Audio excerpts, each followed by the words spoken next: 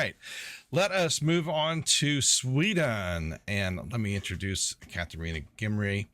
And Catharina is the founder of Gimre Health, and she's got 30 years of experience with career and health coaching and 50 years of experience with horses. So it must have been like way before you were in the womb then, Catharina, for to have 50 years of horse experience. So she has used her training and her background and has really found a way to marry that with what she loves, which is horses.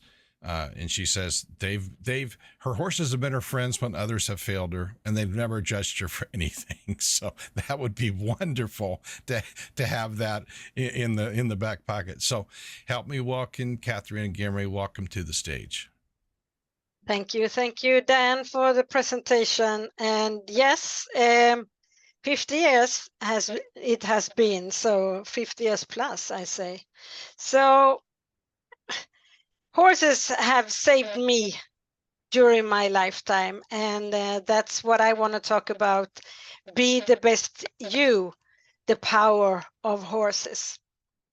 So the transformative world of horse therapy, a place where power of emotion in present moment works miracles. This is the story of how horses, with their intuitive and emphatic nature, help heal the human spirit.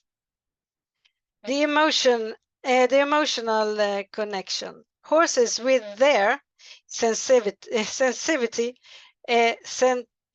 now I am stumbling on my words. You know what I mean. They are sensitive sensitivity to humans' emotions. They create a unique therapeutic environment. Unlike traditional therapies that rely on verbal communication, horse therapy or equine assisted therapy operates on a different plane. Horses respond to the non-verbal cues of their human companions, mirroring their emotions and providing immediate, honest feedback. Here, you cannot hide.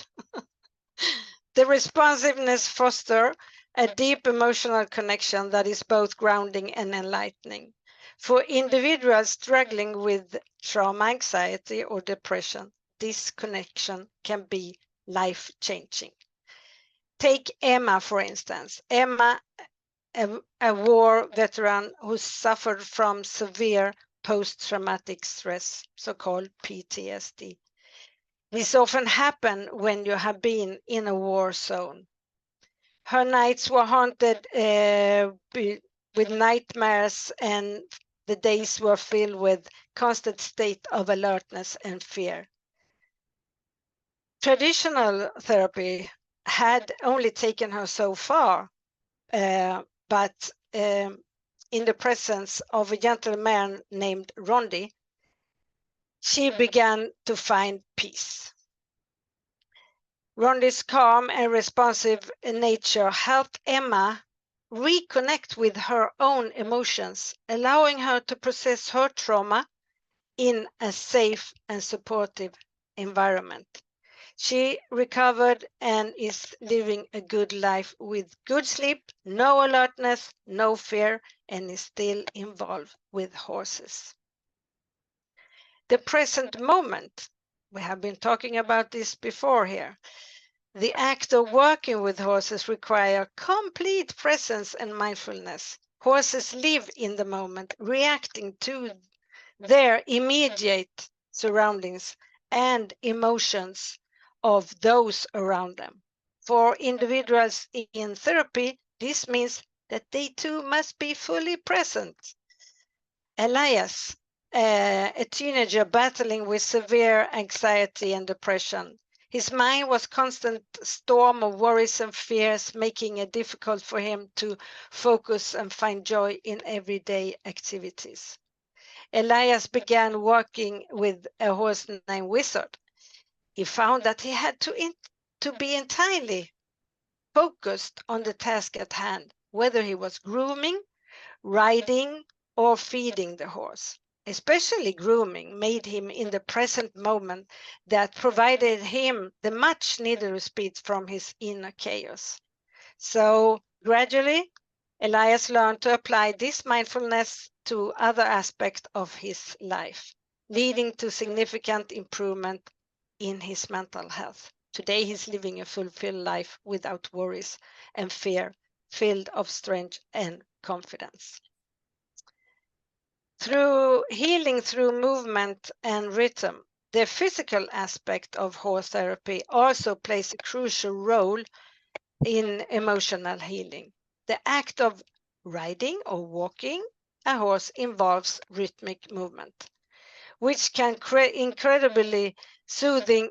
It can be incredibly soothing and therapeutic. Yeah, you can like sleep on the horse. This movement helps regulate the body and mind and promoting relaxation and reduces stress. Fanny, a young girl with autism, found her voice through horse therapy. Nonverbal and often overwhelmed by sensory stimuli, Fanny struggled to connect with the world around her, but when she was back on the back of the horse named Zeta, she experienced a sense of calm and control that she never known. The gentle, repetitive motion of riding or walking helped Fanny regulate the sensory input, and over time she began to communicate more effectively with those around her. Everyone around her got emotional, and she now felt more grounded and knew that she could live more freely in the future because of the good connection with the horse.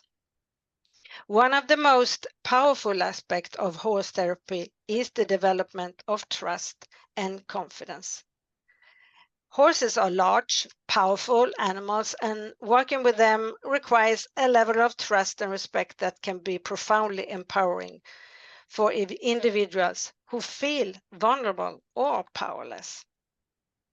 The power of emotion in horse therapy lies in the ability to connect individuals with their own feelings and in the present moment. Horses, with their intuitive nature and emphatic response, provide unique therapeutic experience that can lead to profound emotional healing. Through the rhythmic motion of riding and walking, the development of trust and mindfulness, individuals can find peace, but build confidence and ultimately heal. These stories are just a few examples of countless lives transformed by the gentle healing of horses. This is the power of horses, and I hope you find it interesting. My heart is in guiding people through my horses to a great future. As you know, this process can be done with the horses online. You do not have to find a horse. If you do, that's also fine. When you need a guide, just reach out. So to take with you, after you have been listening here, I challenge you to journal your emotions. Stay in the present for a while. After that, you go out for a walk and you observe your emotions, and then you journal again. Please connect with me and I can answer more questions. Thanks for listening. Thank you so much, Catharina. That was absolutely fantastic. Well done. Well done. So yeah, we don't have time for me to tell the story of a horse that did not like me when I was a teenager. So we'll have to. That'll be a story for another time. How's that? So we do have a few seconds here. If anybody has a question, if you can drop a Q, preface your question with a Q in the chat, or if you have a question you want to unmute, raise your hand. But this was absolutely JJ, why don't you come off of mute and ask Catharina whatever question you had for her? Good afternoon, Miss Catharina. Good afternoon, good evening, as I say, because I'm in Sweden. Oh, I was listening to your story and I was thinking, Gee, if only she had a satellite campus in the United States. Yeah, that would be awesome. That we could all go there. What's your question, JJ?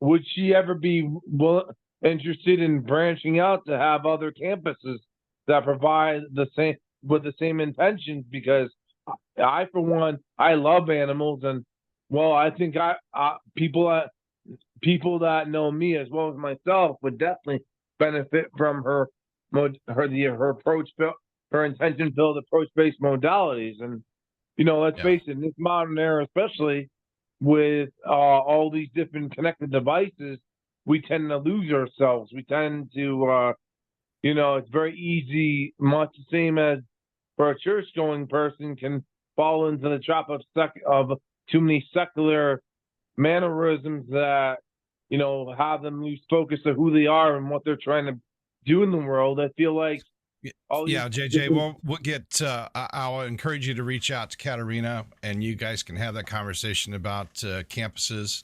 Yes. And I know that I am that would trying be to find her great. in the So chat actually, and I'm having trouble.